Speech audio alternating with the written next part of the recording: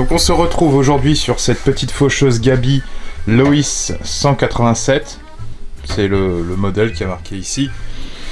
C'est équipé d'un moteur 4 chevaux Briggs & Stratton qui, je vais te montrer ça, mais je pense a surchauffé. Tu vois toute cette partie de l'étiquette qui a l'air bien abîmée.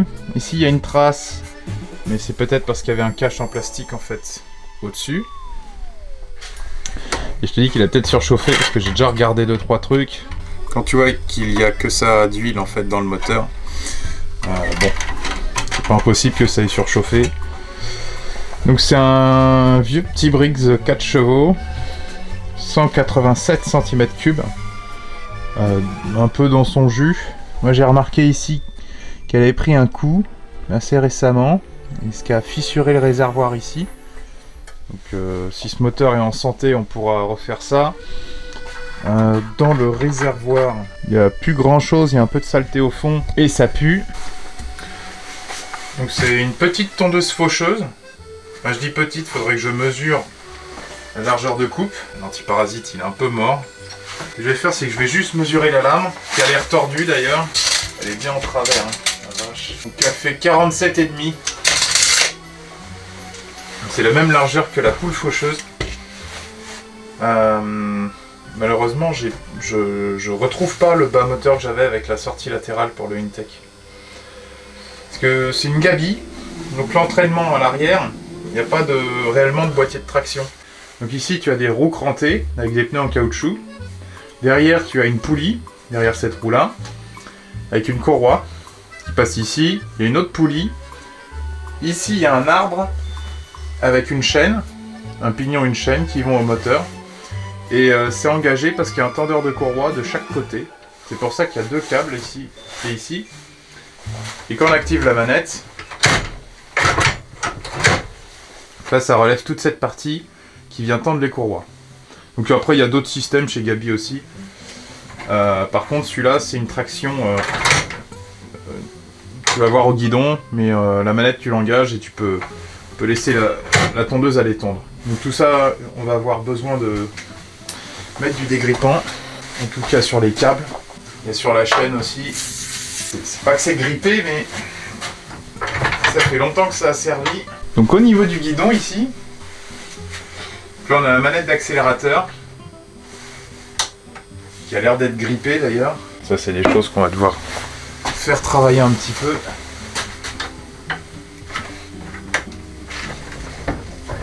Ouais, donc il y aura tout ça à démonter. Ici donc c'est la manette d'engagement.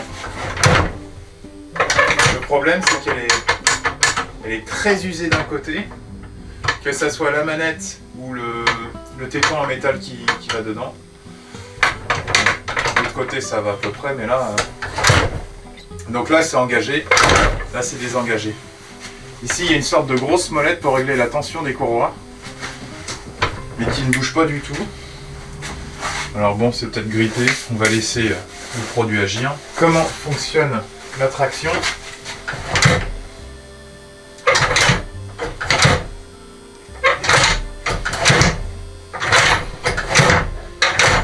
Donc déjà, elle monte à descend en même temps maintenant, alors qu'avant elle était un peu plus désordonnée. Le guidon, je l'ai pas encore réemboîté à fond, mais il peut se défaire ici. Je vais peut-être mettre aussi un petit peu de dégrippant.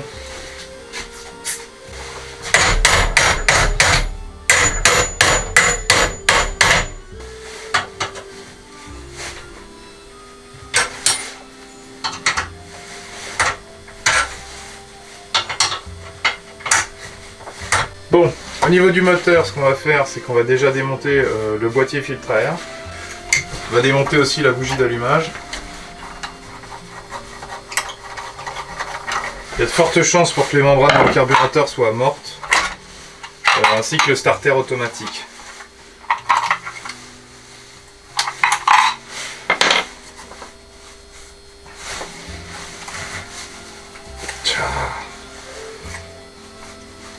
Ouais, il commence à être mort le filtre à air. Hein.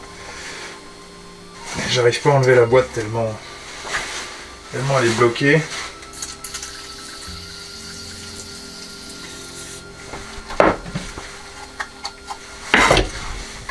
Donc en fait là-dedans tu as un papillon, donc ça tu le testes avec la vis. Il faut que le papillon revienne automatiquement.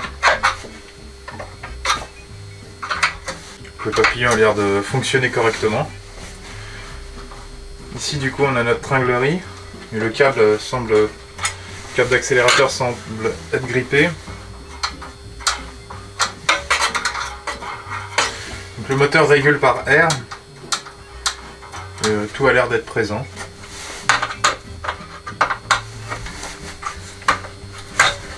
Voilà, donc, le truc est un peu tordu, donc il faudra le remettre en état.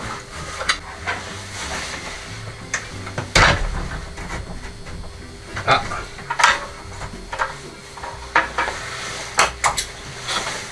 Le câble est presque dégrippé.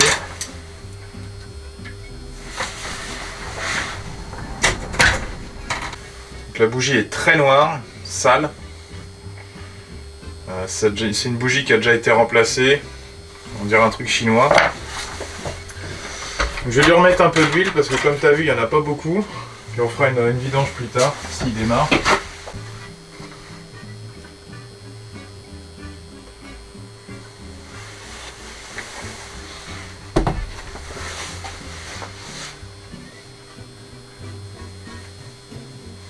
Ça coule gentiment dans le moteur. Allez voir si c'est pas trop sale.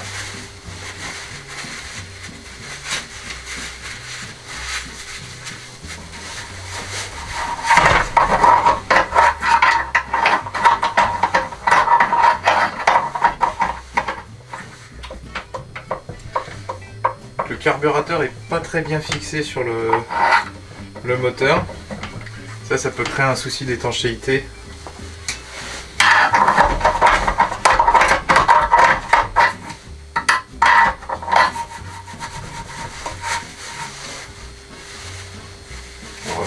Il n'est pas rouillant en tout cas. Là-dedans, je vais mettre un petit peu d'essence dedans. Si ça démarre sans avoir à refaire les membranes de carburateur.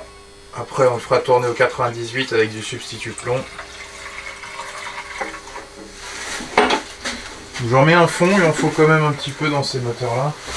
Généralement, c'est long, vu que c'est un starter et non une poire d'amorçage. Donc, ces moteurs-là peuvent tourner comme ça, à condition de remettre la vis au milieu. Parce que la vis, elle va directement dans le réservoir. Du coup, elle bouche un trou.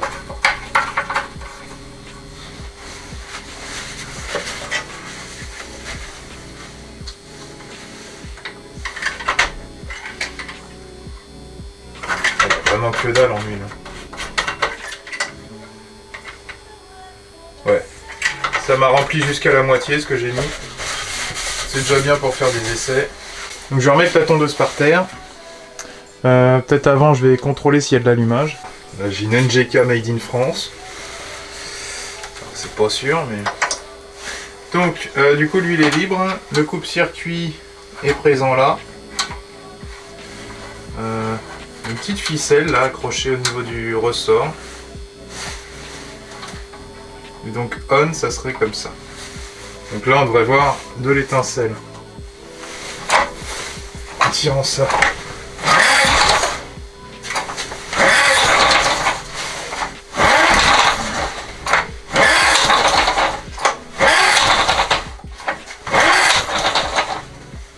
On n'a pas d'allumage. Je vais essayer avec une autre bougie. Celle qu'il y avait en place. Ah. Tu vois, avec la bougie qu'il y avait, on a de l'allumage, mais pas avec la NGK Made in France. Donc celle-là doit être morte. Je vais vérifier. Non. Donc pour les essais, on va remonter celle d'origine, on va la nettoyer avant. Apparemment il y a de l'allumage. Donc je vais remettre la tondeuse au sol, maintenant qu'il y a de l'essence dedans. Donc avant de la démarrer, il faut quand même vérifier la lame, parce que la lame est toujours entraînée sur ce moteur là. Donc la bougie est complètement débranchée.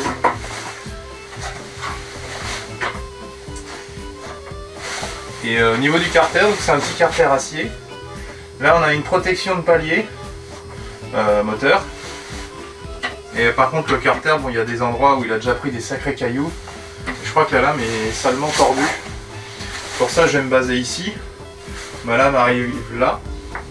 Et si je la tourne, là elle est 2 cm plus bas. Et je pense que c'est vraiment la lame qui est tordue.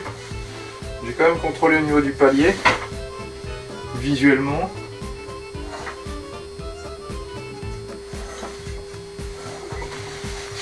Après on peut regarder aussi en face là.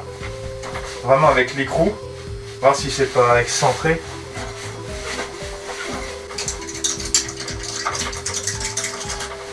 Tu vois, ça n'avait pas été lavé.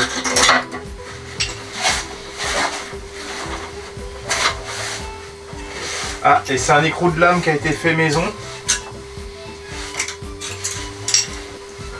C'est soudé. Sinon ça a l'air d'aller à peu près. Donc c'est la lame qui serait tordue d'un côté. Pourtant elle n'a pas l'air vieille.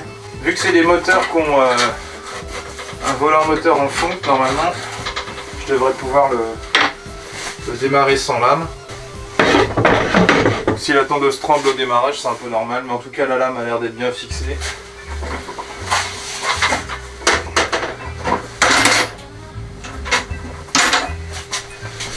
Donc les roues avant sont réglables en longueur pour je ne sais quelle raison.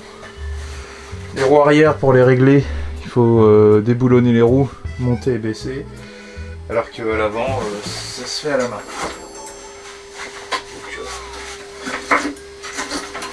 D'ailleurs j'ai l'impression que ça peut aller assez haut. Là on sera au minimum. À l'arrière on peut encore descendre. Je vais essayer de baisser un petit peu l'arrière de la faucheuse. Parce que j'ai pas de carter du tout devant.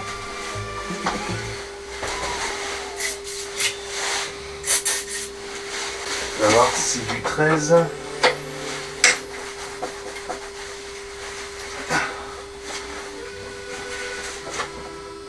n'a pas l'air de se faire comme ça.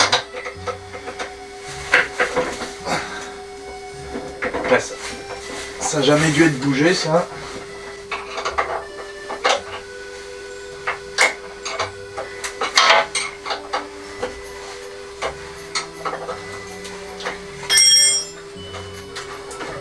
Ah ouais.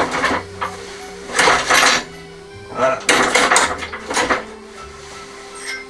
Il faut avoir une clé de 13.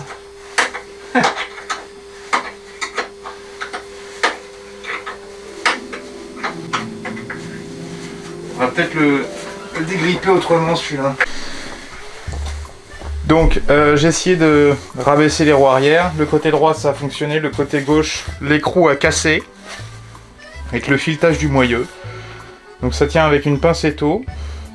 Je vais essayer le moteur comme ça, voir s'il démarre, s'il fonctionne. J'ai réparé la manette d'accélérateur, mais là je vais m'en servir manuellement une fois qu'il aura démarré.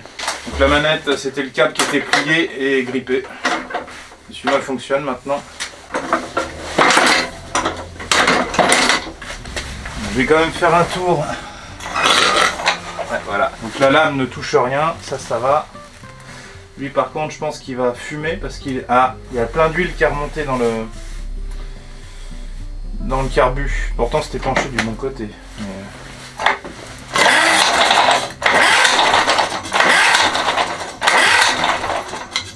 le moteur tourne bien.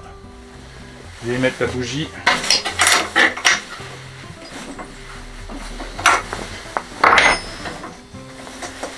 À mon avis, il y a de fortes chances que ça enfume complètement l'atelier.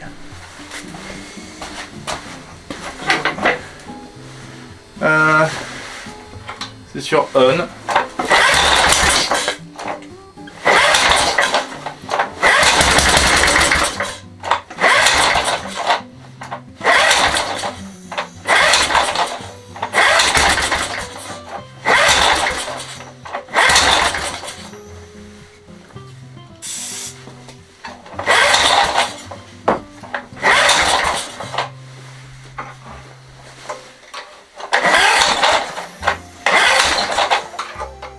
Ah, il y a plein d'huile.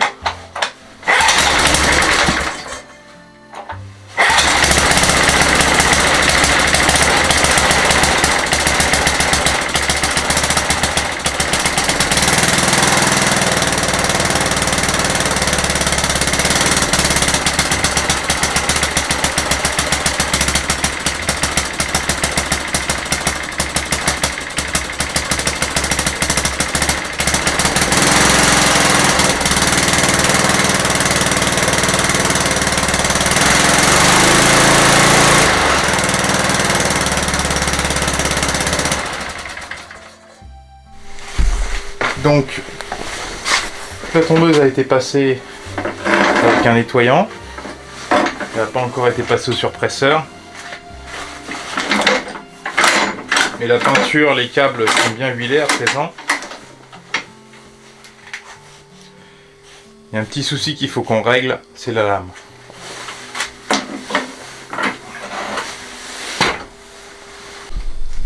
Donc en dessous, c'est plutôt bien protégé. Et en fait, c'est vraiment... C'est le même écrou de lame si tu veux que la TR152JS quoi. C'est le même genre de protection qu'il y avait en dessous. Par contre, l'écrou a été bricolé, le filetage va bien. Hein. Mais c'est l'écrou et la rondelle qui ont été bricolés. Et ça n'a pas été soudé très droit. Donc bon, c'est peut-être pas idéal. La lame, j'ai réussi à la redresser. Et là, je l'ai raffutée. Donc sans remettre un coup de pierre, hein, ça reste une lame de faucheuse. Mais j'ai réussi à la redresser. C'est pour ça que l'étau, il est comme ça. C'est que je l'ai mis en butée. Je vais remonter ça avec de la graisse au cuivre. Pour éviter que ça grippe. Je vais gratter ça vite fait. Et le but, ça sera de faire un test premier de la machine en fonctionnement dans de l'herbe un petit peu haute, avant de vraiment la refaire. Pour la roue arrière, en fait, je t'ai pas tout filmé, mais le boulon s'était pété, le filetage s'était pété à ras. Donc j'ai démonté toute la roue, j'ai sorti l'axe, j'ai percé, taraudé, remis un filetage, percé, taraudé le boulon d'origine. Et maintenant c'est réparé, j'ai pu baisser la tondeuse d'un cran de ce côté-là aussi. Mais c'est la rouille en fait. Et pourtant j'avais mis du dégrippant et j'avais chauffé à rouge l'écrou pour essayer de le sortir de là. Mais c'est bon. Ça va, j'ai pu sauver le système d'origine. J'ai juste remplacé le filetage. Et bon. Après si ça marche bien, tu vois... il y a des petits chocs dans le carter, mais qu'est-ce que tu veux. Faudrait le nettoyer à fond. Puis peut-être me remettre une bande en métal, tu vois, pour vraiment protéger le bas sur l'extérieur. L'avant, c'est mieux de le laisser ouvert, pour le coup. Donc voilà pour la gabi.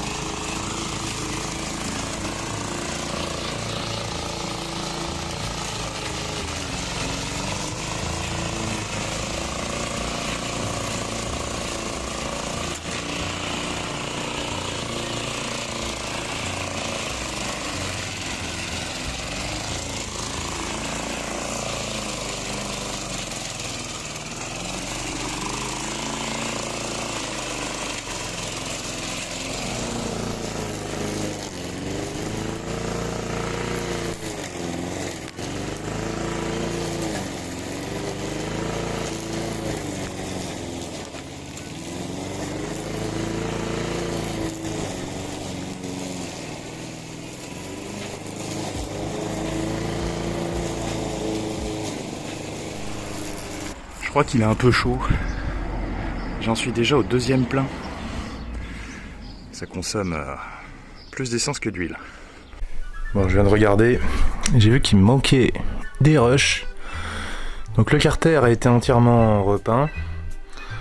Et la dernière fois que j'ai utilisé, je me suis amusé à inverser les roues. Ça fauche pas mal comme ça. Ça évite de salir l'intérieur d'une des roues. Le fait de la ravancer d'un cran, je vois pas trop de différence. Enfin, de toute façon, ça pourrait pas marcher dans l'autre sens avec les roues, voilà. Mais comme ça, c'est vraiment pas trop mal, je trouve. Parce que la lame, elle aspire bien mieux au milieu l'herbe pour couper. Mais bon, c'est peut-être la dernière fois que tu la verras. Mais c'est vraiment une bonne petite machine. Bon, le moteur, il a son âge. Hein. Je l'ai utilisé dans de l'herbe très très haute. Il s'est arrêté plusieurs fois à chaud. Il consomme un peu d'huile quand même. Donc bon. Mais moi, je vais pas m'embêter à refaire un 4 chevaux Brian Stratton, tu vois. Et c'est bien une machine que j'aurais gardée si j'avais eu un bas moteur de Intech avec sortie latérale, mais c'est introuvable. Donc je laisse tomber l'affaire de swap. Et puis voilà, bon ça fait une bonne petite faucheuse de sauver.